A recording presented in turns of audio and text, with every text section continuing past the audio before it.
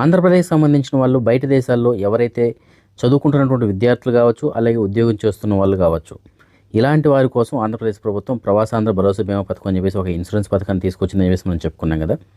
ఇందులో ముఖ్యమైన బెనిఫిట్స్ ఏమిటంటే, బయట దేశాల్లో మనం ఉంటున్నప్పుడు ఏదైనా ప్రమాదవశాత్తు ఏదైనా జరిగి మనిషి మరణించినట్లయితే 10 లక్షల రూపాయలు వాళ్ళ కుటుంబానికి అందజేయడం జరుగుతుంది. అలాగే ఏదైనా గాయాలైతే కనుక అవి చూపించుకోవడానికి 1 లక్ష రూపాయల వరకు ఆర్థిక సాయం చేయడం జరుగుతుంది. ఇంకా చాలా బెనిఫిట్స్ అయితే ఉంటాయి. అవన్నీ కూడా మనకి గత వీడియోలో చెప్పుకోవడం జరిగింది. ఇంతకీ ఇది ఎలా అప్లై చేసుకోవాలని చెప్పేసి చాలామంది అయితే అడుగుతున్నారు. సో ఇది అప్లై చేసుకోవాలంటే చాలా సింపుల్ అండి. వీడియో కింద డిస్క్రిప్షన్లో దీనికి సంబంధించినటువంటి లింక్ అయితే ఇచ్చినాను. ఆ లింక్ క్లిక్ చేసి ఆ డీటెయిల్స్ అన్ని ఫిల్ చేసి మీరు అప్లై చేసుకోవచ్చు. లేదు అంటే మీరు గూగుల్లోకి వెళ్ళేసి APNRTS అని చెప్పేసి టైప్ చేయండి. టైప్ చేస్తే ఫస్ట్ మీకు ఇక్కడ ఈ ఓపెన్ అవుతుంది కదా, ఈ పేజ్లో ఇక్కడ చూడండి, ఇక్కడ వెబ్సైట్ అని చెప్పేసి ఉంది. ఓకేనా, ఈ వెబ్సైట్ పైన క్లిక్ చేయండి. డైరెక్ట్గా మీకు వెబ్సైట్ ఓపెన్ అవుతుంది. ఈ వెబ్సైట్లో ఈ రైట్ సైడ్లో మీరు చూస్తే 3 ఒక గెర్రలు ఉన్నాయి కదా అడ్డంగా, దాన్ని టచ్ చేయండి. టచ్ చేస్తే మీకు ఇక్కడ మెనూ ఓపెన్ అవుతుంది. మెనూలో ఇక్కడ PBB ఇన్సూరెన్స్ అని చూడండి, ప్రవాసాంధ్ర భరోసా బీమా ఇన్సూరెన్స్ అని చెప్పేసి దాన్ని టచ్ చేయండి. టచ్ చేస్తే మీకు ఈ విధంగా ఓపెన్ అవుతుంది. సో ఇక్కడ ఉన్నటువంటి ఆప్షన్స్ ఏంటంటే, ఈ కింద వచ్చి PBB ఇన్సూరెన్స్ ఎన్రోల్మెంట్ రిజిస్ట్రేషన్ ఉంది కదా, అది కొత్తది చేసుకోవడానికి.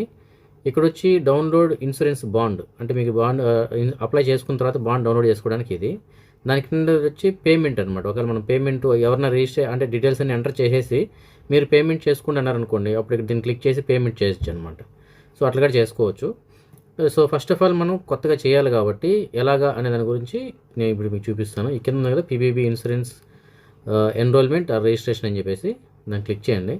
క్లిక్ చేస్తే మీకు మెయిన్ పేజ్ అని కూడా ఇదిలో ఉంటుంది.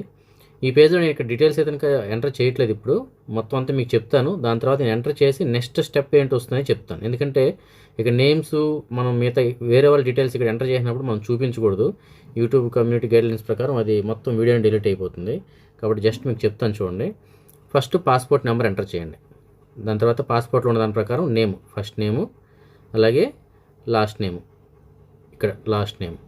దాని తర్వాత మీ మెయిల్ ఐడి, ఇక్కడ వచ్చి జెండర్ మేలా ఫీమేలా, డేట్ ఆఫ్ బర్త్, కంట్రీ వచ్చి మీరు ఏ కంట్రీలో ఉంటే ఆ కంట్రీ. ఇప్పుడు ఫర్ ఎగ్జాంపుల్ కువైట్ అయితే కనుక ఇక్కడ టచ్ చేసి కువైట్ సెలెక్ట్ చేసుకోండి. కేలో ఉంటుంది, ABCDFGHIJ అలా చూసుకుంటే వెళ్ళండి.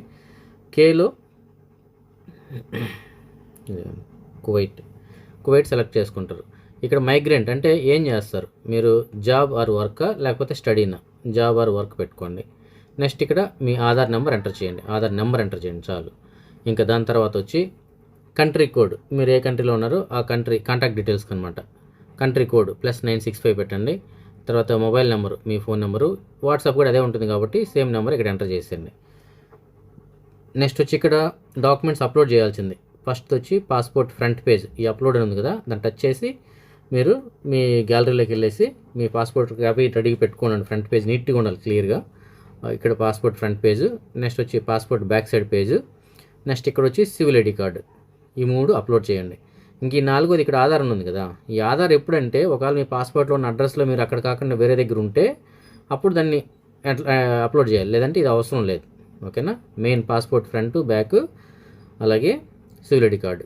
ఇంకా దాని తర్వాత ఇండియన్ అడ్రస్, మన ఇంటి దగ్గర అడ్రస్, స్టేట్, డిస్టిక్, మండలము, విలేజ్, ఫుల్ అడ్రస్ అంటే ఇంకా డోర్ నెంబరు మొత్తం దాని మీ ఆధార్లో ఏదైతే అడ్రస్ ఉంటుందో ఆ విధంగా మీ ఇంటి అడ్రస్ ఎలాగైతే రాస్తామో అదేవిధంగా అడ్రస్ రాసేసండి. దాని కింద వచ్చి నామినీ డీటెయిల్స్. సో నామినీ ఎవరిని పెట్టాలనుకుంటున్నారు, సో వాళ్ళ పేరు ఎవరిని పెడతారంటే జనరల్గా నామినీ వచ్చి తల్లి తండ్రి, లేదంటే భార్య భర్త, లేదంటే సిస్టరు బ్రదరు, అంటే అన్న చెల్లెలు, లేదంటే తమ్ముడు అక్క, ఇలాగనమాట. లేదు కొడుకు కూతురు, వీళ్ళలో ఎవరైనా సరే ఒకరిని పెట్టుకోవచ్చు. సో మనం నామినీ సెలెక్ట్ చేసుకుంటాం. దాని తర్వాత ఫోన్ నెంబర్, ఇంటికాడ ఫోన్ నెంబర్ ఎంటర్ చేస్తాం. ఇంటికాడ ఫోన్ నెంబర్ అయిపోయిన తర్వాత ఈ కింద ఇది ఉంది కదా టర్మ్స్ అండ్ కండిషన్స్, దాన్ని సెలెక్ట్ చేసి యాక్సెప్ట్ కొట్టి ప్రివ్యూ బిఫోర్ సబ్మిట్, దాన్ని ప్రివ్యూ కొట్టినామంటే మీరు ఎంటర్ చేసిన డీటెయిల్స్ అన్ని చూపిస్తుంది. కరెక్టేనా, పాస్పోర్ట్ నెంబర్ కరెక్టేనా, ఫోన్ నెంబర్ కరెక్టేనా అన్నీ ఒకసారి చెక్ చేసుకోమంటుంది. అయిన తర్వాత నెక్స్ట్ కొట్టినారంటే పేమెంట్కి వెళ్ళిపోతుంది. So payment option correct, next మీకు నేను చూపిస్తాను. సో ఈ డీటెయిల్స్ నేను వేరే వాళ్ళు ఎంటర్ చేసి ఆ పేజ్ నుంచి మీకు చూపిస్తాను. మనకి ఈ డీటెయిల్స్ అన్నీ కూడా చాలా తక్కువ టైంలో ఫిల్ చేయాల్సి ఉంటుంది. లేట్ చేసామంటే పేజ్ ఎక్స్పైర్ అయిపోతుంది అనమాట. కాబట్టి తొందరగా చేసేసుకోవాలి. సో ప్రస్తుతానికి అన్నీ ఫిల్ చేసేసాను నేను, మొత్తం అంత అడ్రస్లు అప్లోడ్స్ అన్నీ అయిపోయి. ఇంక లాస్ట్లో ఈ టర్మ్స్ అండ్ కండిషన్స్ యాక్సెప్ట్ చేసి ప్రివ్యూ బిఫోర్ సబ్మిటెడ్ ఉంది కదా, దీన్ని టచ్ చేయాలి మనం. ఇప్పుడు మనం ఇక్కడ ప్రివ్యూ బిఫోర్ సబ్మిట్, ఇక్కడ మనకి అన్నీ అడుగుతుంది అనమాట. మనం ఎంటర్ చేసినటువంటి కరెక్ట్గా ఉండాలి లేదని చూసుకోమంటుంది. Confirm and submit. ఇక్కడ మనకి పేమెంట్ అడుగుతుంది. Proceed to payment. ఇక్కడ మనకి యూపీఐ అంటే ఫోన్పే లేదంటే ఆల్ పేమెంట్ ఆప్షన్స్ కింద యూపీఐ ఐడి ఉంది, గూగుల్ పే ఉంది, ఏటీఎం ఉంది, ఫోన్పే ఉంది, credit card, debit card, net banking, ఏది కావాలంటే అది సూట్ చేసుకోవచ్చు. జస్ట్ మనం యూపీఐ ఫోన్పే అని అనుకోండి, యూపీఐ ఫోన్పే.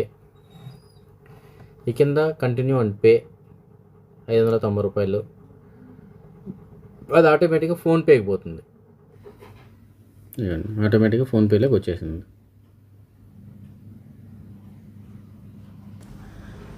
పేమెంట్ అయిపోయిన వెంటనే ఈ విధంగా రిసిప్ట్ వస్తుంది.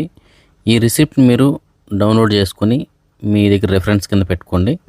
ఒక 2 వారాల తర్వాత సేమ్ ఇంతకుముందు మీకు ఫస్ట్లో చూపించాను కదా, ఇదే విధంగా వెబ్సైట్ ఓపెన్ చేసి అక్కడ డౌన్లోడ్ బాండ్ అని చెప్పేసి ఆప్షన్ ఉంది కదా, అక్కడ మీ పాస్పోర్ట్ నెంబర్ ఎంటర్ చేసినట్లయితే మీ బాండ్ ఏదైనా డౌన్లోడ్ అవుతుంది. దాన్ని మీరు ప్రింట్ తీసుకొని ఇంట్లో వాళ్ళ దగ్గర ఇచ్చిపెట్టండి. ఎందుకంటే ఇది ఉపయోగపడేది ఇంటికాడ ఉండే వాళ్ళకి ఉపయోగపడుతుంది కాబట్టి, అంటే మనకి ఏదైనా జరిగితే క్లెయిమ్ చేసుకోవాల్సింది వాళ్ళు కాబట్టి వాళ్ళకు ఇంటికి పంపించారంటే వాళ్ళు ప్రింట్ తీసి ఇంట్లో భద్రంగా పెట్టుకుంటారు. సో ఈ విధంగా మీరు చాలా సింపుల్గా అయితే చేసుకోవచ్చు. ఎవరిపైన ఆధారపడాల్సిన అవసరం లేదు. కాకపోతే మీ దగ్గర ఫోన్పే ఉంటే చాలు. ఒకవేళ మీ దగ్గర ఫోన్పే లేకపోయినా జస్ట్ డీటెయిల్స్ అన్నీ రిజిస్టర్ చేసేసి వేరే వాళ్ళకి మీ పాస్పోర్ట్ నెంబర్ ఇచ్చి జస్ట్ పేమెంట్ చేయమంటే వాళ్ళు పేమెంట్ అయినా సరే చేయొచ్చు, వాళ్ళ దగ్గర ఫోన్పే ఉంటే ఆ విధంగా కూడా చేయించుకోవచ్చు.